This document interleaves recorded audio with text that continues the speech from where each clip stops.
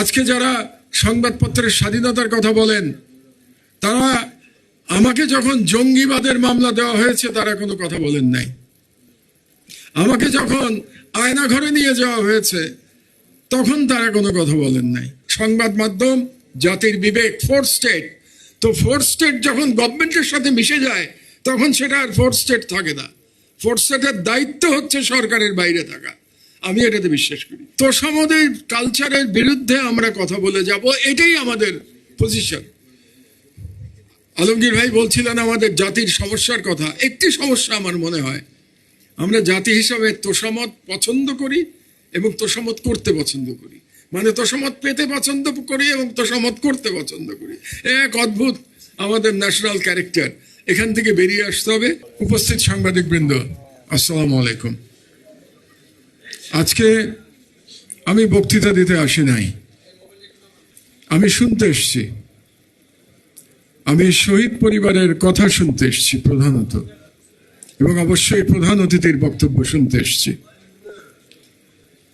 এমনিতেই সভাপতির বক্তব্য সংক্ষিপ্ত হওয়া উচিত, আজকে আরো সংক্ষিপ্ত। আমি শুধু দুটো বিষয়ে কথা বলেই আমার বক্তব্য শেষ করব। প্রথমটি হলো যে শহীদ পরিবারকে আমি আশ্বাস দিতে চাই, আমরা আশ্বাস দিতে চাই যে ন্যাশনাল এডিটর্স কাউন্সিল আপনাদের পাশে, যতদিন এই সংগঠন থাকবে আপনাদের পাশে থাকবে ইনশাআল্লাহ। এবং আমাদেরও বয়স হয়েছে অনেকেরই, আমারই 73 বছর বয়স হয়েছে এই কয়েকদিন আগে। আমার এই জন্য বললাম, অগ্রজ, অনুজ সবাই এখানে আছেন। তো যতদিন আল্লাহ হায়াত রেখেছেন, আমরা ন্যাশনাল এডিটর্স কাউন্সিল আমরা যতটা সম্ভব শহীদ সাংবাদিকদের সহযোগিতা করে যাব। জুলাই শহীদ সাংবাদিকদের, তাদের পরিবারের, তাদের সন্তানদের আমরা ধরে নেব যে তারা আমাদেরই সন্তান। ন্যাশনাল এডিটর্স কাউন্সিলে আমরা যারা আছি আমাদেরই সন্তান তারা। আরেকটি কথা বলে রাখি, ন্যাশনাল এডিটর্স কাউন্সিল যতদিন আছে ততদিন জুলাই বিপ্লব আমরা ভুলতে দেব না ইনশাআল্লাহ। সেই জুলাই বিপ্লবের বিরুদ্ধে যতই ষড়যন্ত্র চলুক না কেন, দেশের ভেতর থেকে কিংবা দেশের বাইরে থেকে, ফ্যাসিস্ট পালিয়ে যাওয়া এক ঘৃণিত রাজনীতিবিদ যতই হুমকি দিক না কেন যে তিনি দেশে ফিরে আসবেন, আমরা প্রস্তুত আছি সেই ফ্যাসিস্টকে মোকাবেলা করবার জন্যে। একবার তাকে দেশ থেকে বাধ্য করেছি আমরা, আর একবার তাকে তার সাজা কার্যকর করবার জন্য আমরা লড়াই করব, এবং সেটা এডিটর্স কাউন্সিল প্রতিশ্রুতিবদ্ধ এই কাজটি করবার জন্য। আর আরেকটি কথা বলেই আমার বক্তব্য শেষ করব, সেটা হচ্ছে যে আমরা editors council, national editors council কেন করেছি? আমরা এটা করেছি এই কারণে, আমরা সারা দেশের সকল পত্রিকার সকল সম্পাদকদের আমরা ঐক্যবদ্ধ করতে চেয়েছি। আমরা এলিটিজম থেকে বের হতে চেয়েছি। আমরা দেখেছি এর আগে যে এডিটরদের নামে একটা এলিটিস্টদের একটা নিয়ন্ত্রণ দেখেছি আমরা গত 55 বছর ধরে। আমরা সেখান থেকে বেরিয়ে আসতে চেয়েছি। প্রধান অতিথি নিশ্চয়ই খেয়াল করেছেন যে আজকের প্রথম বক্তা যিনি ছিলেন তিনি সিলেটের একজন সম্পাদক, তিনি বাইরের সম্পাদক, এবং শুধু ঢাকা শহরের সম্পাদকরা এই প্রতিষ্ঠানে, এই সংগঠনের মধ্যে নেই। এটা একটা উদ্দেশ্য। আর দ্বিতীয় আর একটা উদ্দেশ্য হচ্ছে ন্যাশনাল এডিটর্স কাউন্সিল করবার, সেটা হলো যে আবার কোনো ফ্যাসিবাদ যাতে গড়ে উঠতে না পারে সেই জন্য জাতিকে সার্বক্ষণিকভাবে সজাগ রাখা, এটা আমাদের গোল, আমাদের ন্যাশনাল এডিটর্স কাউন্সিলের গোল। একটু আগে আমাদের শহীদ পরিবার থেকেও বলেছেন যে ফ্যাসিবাদের যে উত্থান হয়েছিল তার পেছনে মিডিয়ারও ভূমিকা ছিল। মিডিয়ার তোষামদির কারণেই ফ্যাসিবাদ এতটা ভয়ঙ্কর হয়ে উঠতে পেরেছিল। আলমগীর ভাই আমার অত্যন্ত সুহৃদ, আমার স্বজন, আমরা একসাথে জেলে ছিলাম, অনেক কাহিনী, অনেক স্মৃতি আমাদের। আজকে যারা সংবাদপত্রের স্বাধীনতার কথা বলেন, তারা আমাকে যখন জঙ্গিবাদের মামলা দেওয়া হয়েছে তারা কোনো কথা বলেন নাই।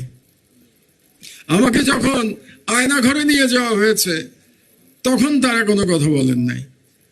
এবং আয়নাঘর দুটো আছে, আপনারা হয়তো জানেন, একটা র্যাবের আয়নাঘর এবং আর একটা ডিজিএফ এর আয়নাঘর। আমাকে র্যাবের আয়নাঘরে নিয়ে যাওয়া হয়েছিল, সেখানে ছিলাম। আমি সেখানকার সকল অত্যাচার দেখে এসেছি।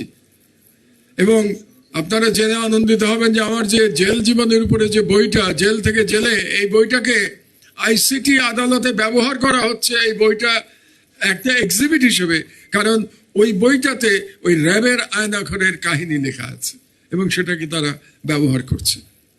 তো যে কথাটি আমি বলতে চাচ্ছিলাম যে আমাদের ন্যাশনাল এডিটর্স কাউন্সিল তৈরি করবার এটাই উদ্দেশ্য ছিল। এবং আমাদের কারো কোনো ব্যক্তিগত কোনো উচ্চাকাঙ্ক্ষা নাই। এখানে যারা আছেন তারা সবাই কিন্তু লড়াই করেছি আমরা হাসিনার ফ্যাসিবাদের বিরুদ্ধে। আমরা লড়াই করেছি ১/১১ মঈনুদ্দিন ফখরুদ্দিনের সরকারের বিরুদ্ধে। আবার এই সরকার যখন ক্ষমতায় এসছে, আমরা ক্ষমতার ভাগিদার হওয়ার কোন রকম প্রচেষ্টা করি নাই। কারণ ক্ষমতার ভাগিদার হওয়াটা সংবাদ মাধ্যমের উচিত না বলে আমি অন্তত মনে করি। সংবাদ মাধ্যম জাতির বিবেক, ফোর্থ স্টেট। তো ফোর্থ স্টেট যখন গভর্নমেন্টের সাথে মিশে যায়, তখন সেটা আর ফোর্থ স্টেট থাকে না। ফোর্থ স্টেটের দায়িত্ব হচ্ছে সরকারের বাইরে থাকা। আমি এটাতে বিশ্বাস করি। কাজেই আমরা আমাদের মতো দায়িত্ব পালন করে যাব। তোষামদের কালচারের বিরুদ্ধে আমরা কথা বলে যাব, এটাই আমাদের পজিশন। আলমগীর ভাই বলছিলেন আমাদের জাতির সমস্যার কথা। একটি সমস্যা আমার মনে হয়, আমরা জাতি হিসাবে তোষামত পছন্দ করি এবং তোষামত করতে পছন্দ করি। মানে তোষামত পেতে পছন্দ করি এবং তোষামত করতে পছন্দ করি। এক অদ্ভুত আমাদের ন্যাশনাল ক্যারেক্টার। এখান থেকে বেরিয়ে আসতে হবে। ন্যাশনাল এডিটর্স কাউন্সিল এই তোষামতে বিশ্বাস করে না। আমাদের কাজ হচ্ছে, সংবাদ মাধ্যমের কাজ হচ্ছে প্রশ্ন করা। আমাদের রাইট, সাংবাদিকের রাইট হচ্ছে টু আস্ক কোয়েশ্চেন্স। আমরা এখান থেকে বেরিয়ে আসবো না ইনশাল্লাহ। আবারও আমি শহীদ পরিবারের প্রতি কৃতজ্ঞতা জানাচ্ছি। তারা কষ্ট করে এখানে এসছেন এবং শহীদদের আত্মার মাগফিরাত কামনা করছি এবং তাদের প্রতি আমাদের কৃতজ্ঞতা শেষ নাই। এই শহীদরা এই অল্প বয়সে জীবন না দিলে আমরা স্বাধীনতা ফিরে পেতাম না। আমি আমার নির্বাসন জীবন থেকে ফিরে আসতে পারতাম না। আমি আবার আমার দেশ চালু করতে পারতাম না। কাজেই এদের প্রতি আমার কৃতজ্ঞতা শেষ নাই। আমাদের জুলাইয়ের যে লড়াই, সেটা শেষ হয় নাই, এটা চলমান। বাংলাদেশ যতদিন থাকবে এই লড়াই ততদিন চলবে ইনশাল্লাহ। আপনাদেরকে অসংখ্য ধন্যবাদ জানিয়ে আমার বক্তব্য শেষ করছি। আল্লাহ হাফেজ। বাংলাদেশ জিন্দাবাদ।